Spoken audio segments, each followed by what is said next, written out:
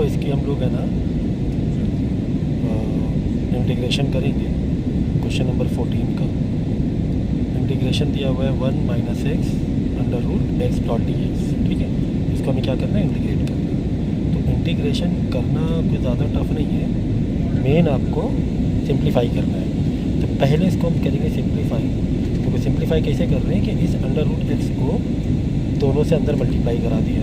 ठीक है, under root x into 1 under root x into x.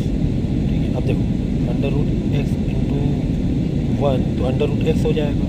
Under root x का मतलब क्या होता है, पावर 1/2। ठीक है,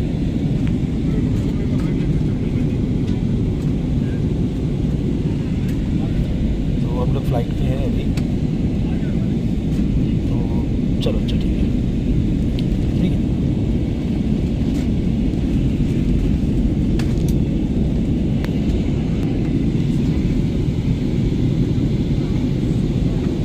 बाहर के क्लाउड्स बहुत प्यारे लग रहे हैं। चलो, and then under root x into x. देखो एक्स की पावर यहाँ पर क्या है, 1 है। यहाँ पर x की पावर क्या है, 1/2 है। ठीक है, x यानी 1 प्लस 1/2, दो वेरिएबल मल्टीप्लाई होते हैं तो पावर क्या हो जाती है, ऐड हो जाती है सेम वेरिएबल।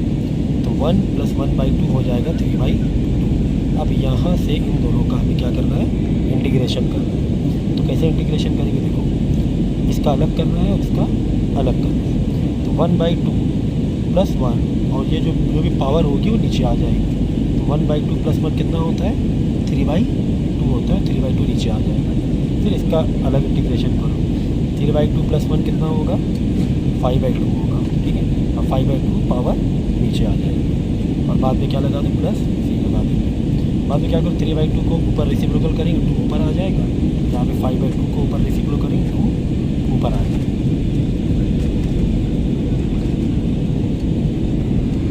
सही है,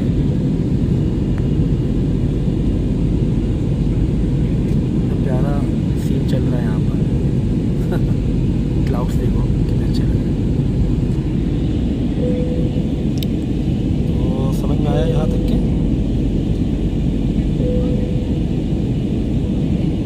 आ जाओ फोकस। अगला क्वेश्चन देखो, क्वेश्चन 15 दिया हुआ है अंडर रूट एक्स और ब्रैकेट में आपको कुछ और भी वेरिएबल दिए हुए हैं। तो पहले हम लोग क्या करेंगे, इसको सिंप्लीफाई करेंगे। सिंप्लीफाई कैसे करेंगे, इस अंडर रूट एक्स को अंदर तीनों से मल्टीप्लाई करा देंगे। तो ये पावर क्या है, बोलो 1/2। तो एक्स इंटू 3x स्क्वायर यानी 1/2 प्लस एक्स की पावर 2 हो जाएगी 5/2। तो 3x पावर 5/2। फिर 1/2 एक्स के ऊपर पावर क्या है, 1/2 है। ठीक है, तो 1/2 एंड देन 1/2 और प्लस पावर यहाँ पे 1 है। तो 1/2 प्लस 1 कितना होगा, 3/2। 2x 3/2। तो इसके बाद देखो 1/2 इंटू 3 तो 3x 1/2। अब इसको अलग इंटीग्रेशन करना है, इसको अलग इंटीग्रेशन करना है, इसको अलग इंटीग्रेशन करना है। तो 5/2 प्लस 1 पूरा नीचे आ जाएगा डिवाइड में। 3/2 प्लस 1 पूरा नीचे डिवाइड में आ जाएगा। 1/2 प्लस 1 पूरा नीचे डिवाइड में आ जाएगा। फिर रेसिप्रोकल करके इसको सिंप्लीफाई कर देना। इतना बेसिक सिंप्लीफिकेशन तो आनी ही चाहिए। ठीक है, ठीक इसी तरह ये भी आप आराम से कर लोगे। 2x minus 3x 3 cos 2 plus ex। ठीक है, 2x का इंटीग्रेशन कितना होगा, देखो इसको अलग इंटीग्रेट करना है, इसको अलग इंटीग्रेट करना है और इसको अलग इंटीग्रेट करना है। ठीक, कांस्टेंट तो हमेशा बाहर आ जाता है, तो बचेगा क्या, x डॉट डी एक्स। तो समझो कि आपको x को इंटीग्रेट करना है क्योंकि कांस्टेंट तो बाहर आ गया। इसी तरह -3 इंटीग्रेशन से कांस्टेंट बाहर ले लो, बच्चे क्या cos x, मतलब सिर्फ cos x को इंटीग्रेट करना है क्योंकि कांस्टेंट को ना ही तो डिफरेंशिएशन भी वही होता है और इंटीग्रेशन भी कांस्टेंट अगर वेरिएबल के साथ लगा होगा तो सेम रहेगा। इसी तरह प्लस ई एस को अलग इंटीग्रेट करना है। तो एस का इंटीग्रेशन पावर 1 + 1 2 नीचे 2 आ जाएगा। कॉस एस का integration sine x and E S का इंटीग्रेशन ई एक्स रहेगा प्लस सी लगा दो। ठीक है, नेक्स्ट वाला देखो ये भी वैसा ही है, तो ये भी आप आराम से कर लोगे। ठीक है, यहाँ पे देखो सेक एक्स और ब्रैकेट में sec x plus tan x है। तो इंटीग्रेशन करने से पहले हम लोग क्या करेंगे, इसको सिंप्लीफाई कर देंगे।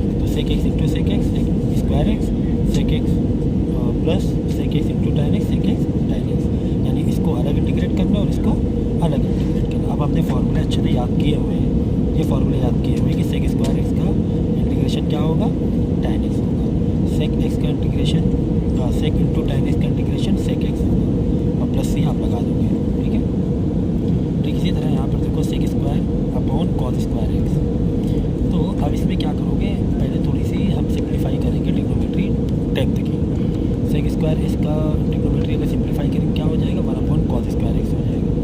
कॉस स्क्वायर का सिंप्लीफिकेशन क्या होता है, 1 अपॉन साइन स्क्वायर एक्स होगा। अब इसको डायरेक्ट तुम इसलिए नहीं कर सकते कि बीच में क्या है, डिवाइड है। अगर डिवाइड है तो अब इसको डायरेक्ट ध्यान दीजिए सरकारी नियमानुसार इसमें समझिए, तो इसको हम लोग simplify request attention please regulation तो कृपया ध्यान दीजिए सीट बेल्ट साइन। इसको हम लोग सिंप्लीफाई क्यों कर रहे हैं, क्यों सिंप्लीफाई कर रहे हैं, क्योंकि यहाँ पर देखो डिवाइड में, जब डिवाइड में है दो वेरिएबल है तो आप इसको डायरेक्ट आप इंटीग्रेशन नहीं कर सकते, फिर और भी attention please due to the तो सिंप्लीफाई देखो सेक स्क्वायर को हमने क्या कर लिया, 1 अपॉन कॉस स्क्वायर एक्स बदल दिया, कॉस स्क्वायर को क्या कर दिया, 1 अपॉन साइन स्क्वायर एक्स कर दिया, ठीक है। अब देखो ये साइन स्क्वायर एक्स रेसिप्रोकल के ऊपर चला जाएगा तो sine square x upon cos square x हो जाएगा, ठीक है ना। फिर ओवर और स्क्वायर ले लेना, साइन अपॉन कॉस बचेगा, साइन अपॉन कॉस क्या होता है tan, और ऊपर ओवर और स्क्वायर लगा तो यहाँ पर भी स्क्वायर लगा देंगे। अब हमें पता है कि tan स्क्वायर एक्स का डायरेक्ट इंटीग्रेशन नहीं, हमें फार्मूला नहीं पता है, फार्मूला में नहीं दिया गया, तो tan स्क्वायर एक्स को हम बदलेंगे सेक स्क्वायर एक्स माइनस, ठीक है ना। सेक स्क्वायर एक्स ये भी ट्रिग्नोमेट्री है, ये बेसिक टाइप की ट्रिग्नोमेट्री है, ठीक है। तो tan स्क्वायर एक्स को हमने किया सेक स्क्वायर एक्स माइनस में। अब हम क्या करेंगे, सेक स्क्वायर एक्स को अलग इंटीग्रेट कर देंगे, -1 को इंटीग्रेशन अलग कर देंगे। तो सेक स्क्वायर एक्स का इंटीग्रेशन क्या होता है, tan एक्स होता है, -1 का इंटीग्रेशन कांस्टेंट का, कोई भी कांस्टेंट का इंटीग्रेशन उसका वेरिएबल यही एक्स हो जाएगा, बाद में प्लस सी लगा देना, ये आपका फाइनल आंसर हो जाएगा, ठीक है। तो 10 की ट्रिग्नोमेट्री थोड़ी सी रिवाइज आपको करनी पड़ेगी, क्योंकि सिंप्लीफिकेशन में 10 की ट्रिग्नोमेट्री इसमें काफ़ी लगने वाली है, ठीक है। अब यहाँ पर देखो 2 - 3 sine x upon cos square x, यहाँ पर देखो डिवाइड में आकर दो वेरिएबल आप डायरेक्ट इंटीग्रेशन नहीं कर सकते। अब इसका इंटीग्रेशन करने के लिए क्या करना पड़ेगा, सिंप्लीफाई करना पड़ेगा। सर कैसे सिंप्लीफाई करें, इसका सिंप्लीफिकेशन को किस तरीके से किया जाए, क्योंकि यहाँ पर ट्रिग्नोमेट्री आपको काफ़ी, तो हमने क्या किया, ये जो कॉमन डिनोमिनेटर था ना वो 2 के लिए भी था और ये साइन एक्स के लिए भी था, ठीक है। तो हमने क्या 2 अपॉन कॉस एक्स अलग, कॉस स्क्वायर एक्स अलग कर दिया, -3 साइन एक्स अलग कर दिया, तो 2 अपॉन कॉस स्क्वायर एक्स यानी 1 अपॉन कॉस स्क्वायर एक्स, समझिए ना। देखो ऐसे देखो, समझो 2 अपॉन कॉस स्क्वायर एक्स है, ठीक है। तो 2 अपॉन यानी कि 2 कॉन्स्टेंट साइड में रख दो, बचा 1 upon cos square x, 1 upon cos square x sec square. इसी तरह 3 sine x upon cos square x है, sine x upon cos square x है, तो 3 अलग रख दो, तो बचा क्या है यहाँ पे, sign x upon cos square x. तो साइन एक साइन अपॉन कॉस का तो tan हो जाएगा, फिर एक बचेगा 1 अपॉन कॉस का सेक एक्स हो जाएगा, ठीक है। समझ में आ रहा है कि नहीं आ रहा है, सुन लो फिर से, sign x upon cos square x है, 3 को साइड में कर दो, तो क्या किया हमने साइन एक्स और एक कॉस यानी साइन अपॉन कॉस का tan बदला, बचा 1 अपॉन कॉस, एक नीचे कॉस बच रहा था, 2 कॉस थे ना, कॉस का क्या कर दिया 1 अपॉन कॉस का सेक एक्स। अब सेक स्क्वायर एक्स का इंटीग्रेशन हमें पता है tan एक्स होता है, और tan x dot sec x का इंटीग्रेशन हमें मालूम है सेक एक्स होता है, बाकी कांस्टेंट वैसे ही लग जाएगा। और मैं थोड़ा सा ट्रिग्नोमेट्री का एक यहाँ पे रोल है, एक 10 की ट्रिग्नोमेट्री तो आनी ही चाहिए, ठीक है।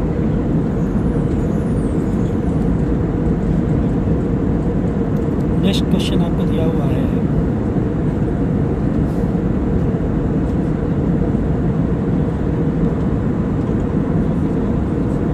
ऑप्शन बेस में है, तो ये मांगा गया है आपसे आंसर मैंने ऑब्जेक्टिव बेस में, तो ये पता ही यार 4x³ - 3x4, 4 को हटा दो, x³ का इंटीग्रेशन इसके पावर 4 1 हो जाएगा और नीचे 4 आ जाएगा, 4 4 कट जाएगा, 4 और 4 कट जाएगा, फिर 3 अपॉन x की पावर 4, x की पावर 4 ऊपर ले जाओ, इसकी पावर -4 हो जाएगा, -4 + 1 और नीचे भी -4 + 1 आ जाएगा, तो नीचे आ जाएगा -3, ऊपर हो जाएगा -4 + 1 -3, x -3 नीचे आ जाएगा, ठीक है, एक पावर ऐड होके यानी कि माइनस फोर हो जाएगा, minus minus plus minus minus हो जाएगा यहाँ पर, ठीक है ना।